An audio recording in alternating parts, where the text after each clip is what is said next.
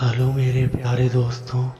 तो आज मैं जो डरावनी घटना आपको सुनाने वाला हूँ यह मध्य प्रदेश में एक एटीएम सर्विस कंपनी में काम करने वाले अंकित के साथ घटी थी।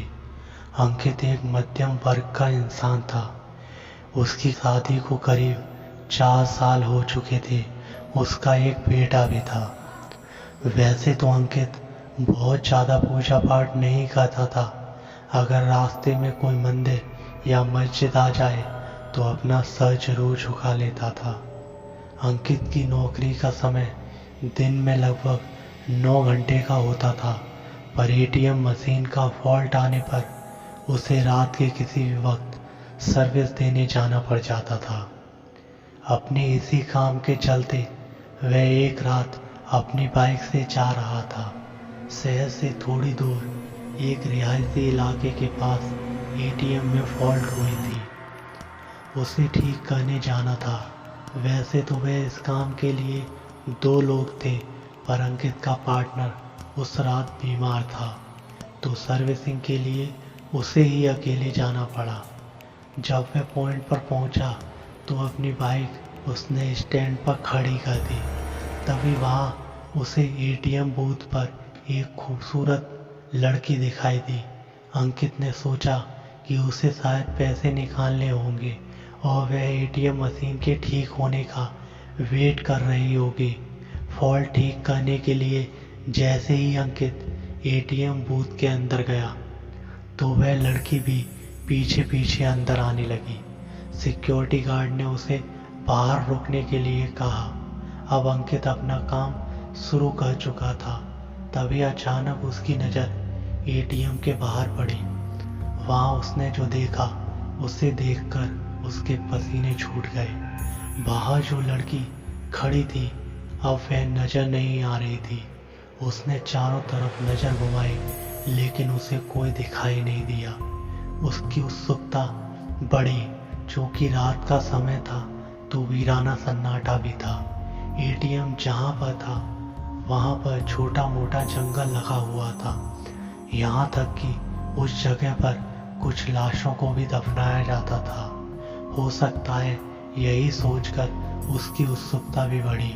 उसने दरवाजे से बाहर झांक कर देखा तो उसके रगों में बहता हुआ खून भी बर्फ के जैसे जम गया, क्योंकि बाहर खड़ी लड़की का चेहरा बुरी तरह से बिगड़ा हुआ था और वो एटीएम गार्ड का सर अपने हाथ में लिए हुए खड़ी थी और वह अंकित की ओर घूर घूर कर देख रही थी। यह सब देख करके अंकित का दिल बेतहाशा तेजी से धड़कने लगा। उसने वहां से नजरें हटा ली। सोचा कि हो सकता है यह उसका भ्रम हो। तो वह यह सोच ही रहा था कि अचानक उसके सीनियर का फोन बज उठा। वह फोन वहां का फॉल्ट जल्दी ठीक करने के लिए था। कांपते कांपते अंकित फिर से काम पर लग गया। थोड़ी ही देर में उसने एटीएम मशीन ठीक कर दी। इस बार एटीएम बूथ के बाहर देखने पर सब नॉर्मल लग रहा था। वह लड़की भी वहीं खड़ी थी और एटीएम बूथ का गार्ड भी उसके आसपास आराम से खड़ा था।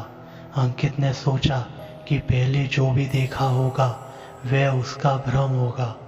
वह काम निपटाकर सीधे अपनी बाइक की ओर दौड़ा और जाने से पहले उसने एक बार फिर एटीएम बूथ पर नजर डाली।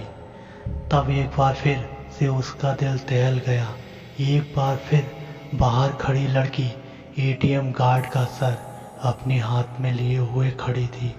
इस भयानक नज़ारे को देखकर अंकित बुरी तरह डर गया और वहां से भाग निकला। वापस लौटते वक्त भी उसे बार बार यह आभास हो रहा था कि उसकी बाइक के साथ कोई ना कोई तो चल रहा है। वह घबराए हुए बाइक चलाए जा रहा था। ना जाने कैसे अचानक ही उसकी बाइक बंद हो गई और ठीक एक बरगद के पेड़ के पास जाकर रुक गई। अंकित को यकीन नहीं हो रहा था कि उसके साथ यह सचमुच में हो रहा है। उसने नज़र उठाई तो बरगद की शाखा से झूलती हुई एक आकृति उसे नजर आई। उसके हाथ में एक आदमी का सर था और वो अजीब घरघराहट भरी आवाज में कुछ बोल रही थी। अंकित यह सब देखकर वहीं जम गया। न उसकी चीख निकल रही थी, ना ही उसके अंदर हिलने की ताकत बची थी। अब तो यह आलम हो चुका था कि वह चुड़ैल पेड़ से नीचे उतर रही थी, वह भी उल्टे पांव। उसके उल्टे पैर देखकर अंकित की हालत बद से बदतर होती जा रही थी। उसने आंखें बंद कर ली और भगवान को याद करने लगा। चुड़ैल उसके बगल में आकर बैठ गई और उसका सर सहलाने लगी। इसके बाद अंकित की हालत का अंदाजा आप खुद लगा सकते हैं। ऐसे में तो इंसान इस हालत में शायद हार्ट अटैक से ही मर जाएगा, लेकिन अंकित की उस समय लगभग बेहोशी की अवस्था में चला गया। करीब 2 घंटे बाद जब उसे होश आया तो उसने देखा कि उसके सर पर बाल ही नहीं थे। उसे अपनी हालत देखकर खुद पर तरस आ रहा था और डर भी विकराल रूप से लग रहा था। अब तो रात बहुत ज़्यादा हो चुकी थी। उसने दोबारा गाड़ी को स्टार्ट किया, लेकिन गाड़ी स्टार्ट होने का नाम ही नहीं ले रही थी। बस उसे सुकून था कि वो अभी भी जिंदा है। लेकिन जैसे ही बाइक स्टार्ट हुई, उसने बाइक को आगे बढ़ाया, वैसे उसे साफ साफ महसूस हुआ कि कोई पीछे उसकी गाड़ी पर बैठा है। कोई दिख तो नहीं रहा था, लेकिन उसे दोबारा से साफ साफ एहसास हुआ कि किसी न किसी ने उसके कंधे पर हाथ रखा था। वो वहीं हड़बड़ाकर गिर पड़ा और वहीं पर बेहोश हो गया। और जब उसे होश आया तो वह एक हॉस्पिटल में था। कुछ स्थानीय लोगों ने उसे बेहोश पड़ा देखकर हॉस्पिटल पहुंचा दिया था। इस घटना के कई महीनों तक अंकित हॉस्पिटल में ही रहा। उसे ठीक से होश नहीं आया। कई महीनों बाद जाकर उसे होश आया। इसके बाद धीरे धीरे करके वह सामान्य हो गया। लेकिन जिस दिन वे हॉस्पिटल को छोड़ा, उसके बाद उस जगह को छोड़ दिया, दूसरी जगह आकर के बस गया। डर इतनी बुरी चीज है कि जो इंसान को बर्बाद करने में वक्त भी नहीं लगाती। उन्होंने बाद में ये पता करने की कोशिश भी नहीं की कि आखिर उसके साथ ऐसा क्या हुआ, आखिरकार वो चुड़ैल कौन थी। लेकिन इन 4-5 महीनों में उसके भाई को कुछ ऐसी चीजें पता चली जो उसके भाई को भी डराने के लिए काफी थी।